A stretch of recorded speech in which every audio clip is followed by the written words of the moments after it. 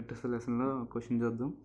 Okay, in the given circuit the current I through the battery will be. ఇక్కడ ఏమన్నాడంటే ఈ current I అనేది ఎంత అనేది అడిగాడు. మనం ఎప్పుడు ఒకటి గుర్తుపెట్టుకోవాలి, కరెంట్ అనేది ఎప్పుడు positive terminal to negative terminal వెళ్తుంది. అంటే ఇలా చూడండి, ఇది పాజిటివ్ టెర్మినల్, సంథింగ్ ఒక రెసిస్టర్ ఉందనుకోండి, కరెంట్ ఎప్పుడు పాజిటివ్ టెర్మినల్ నుంచి మళ్ళీ నెగిటివ్ టెర్మినల్కి ఇలా వస్తుంది. సో ఇక్కడ ఒకటి విషయం గుర్తుపెట్టుకోవాలి, ఎప్పుడు కరెంట్ అనేది ఫార్వర్డ్ బయాస్లోనే ఫ్లో అవుతుంది. ఫర్ సపోజ్ ఇది చూడండి, ఇది ఫార్వర్డ్ బయాస్ కదా, కరెంట్ అనేది ఇలా ఫ్లో అవుతుంది ఫార్వర్డ్ బయాస్లో. అదే కరెంట్ అనేది రివర్స్ బయాస్లో ఫ్లో అవ్వదు, ఇది ఫ్లో అవ్వదు. ఇప్పుడు ఇక్కడ చూస్తే ఇక్కడ కరెంట్ అనేది పాజిటివ్ టెర్మినల్ నుంచి ఇలా ఫ్లో అవుద్ది. ఇక్కడ టూ ఇలా డివైడ్ అవుతుంది, ఇటు సైడ్ ఒకటి ఇటు సైడ్ ఒకటి డివైడ్ అవుద్ది. ఇటు సైడ్ అనేది కరెంట్ అనేది ఫ్లో అవుతుంది, ఎందుకంటే ఇది ఫార్వర్డ్ బయాస్లో ఉంది కాబట్టి ఇలా కరెంట్ ఫ్లో అయ్యి మళ్ళీ ఇలా వచ్చేస్తుంది.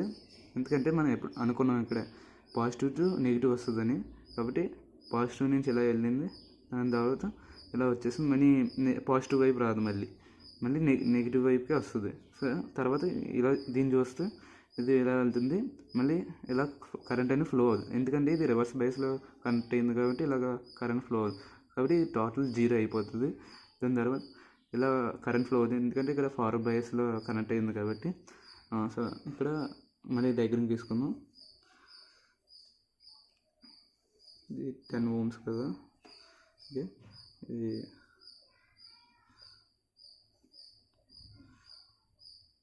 దీన్ని ఇలా రాసుకోవచ్చు.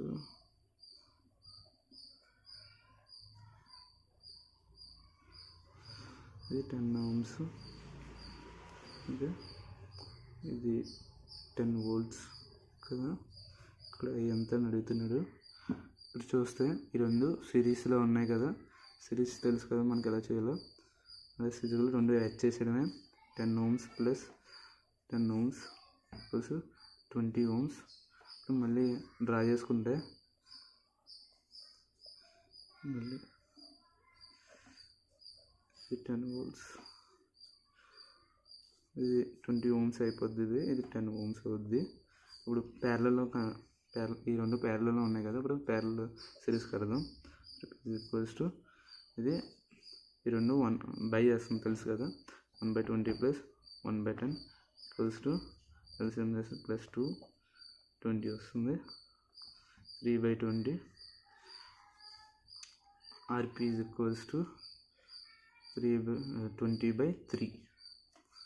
ఇప్పుడు సర్క్యూట్ ఎలా ఉంటుందంటే ఇలా ఉంటుంది. లాస్ట్కి ఇక్కడ 10 volts వస్తుంది, ఇక్కడ 20/3 ohms ఉంటుంది. కరెంట్ ఎలా ఫ్లో అవుతుంది. ఇప్పుడు మనకు తెలుసు V is equals to IR, then I is equals to V/R కదా. V అంత ఇచ్చే 10 volts, R అంత వచ్చింది 20/3. ఇప్పుడు ఉండదు కదా, ఓకే, 10 × 3/20, 0 క్యాన్సిల్ అయిపోతుంది. ఇప్పుడు 3/2, I ఈజ్ ఈక్వల్స్ టు 1.5 వస్తుంది, 1.5 ఆంపియర్. మనకి ఇచ్చిన ఆప్షన్లో ఫస్ట్ ఆప్షన్ కరెక్ట్.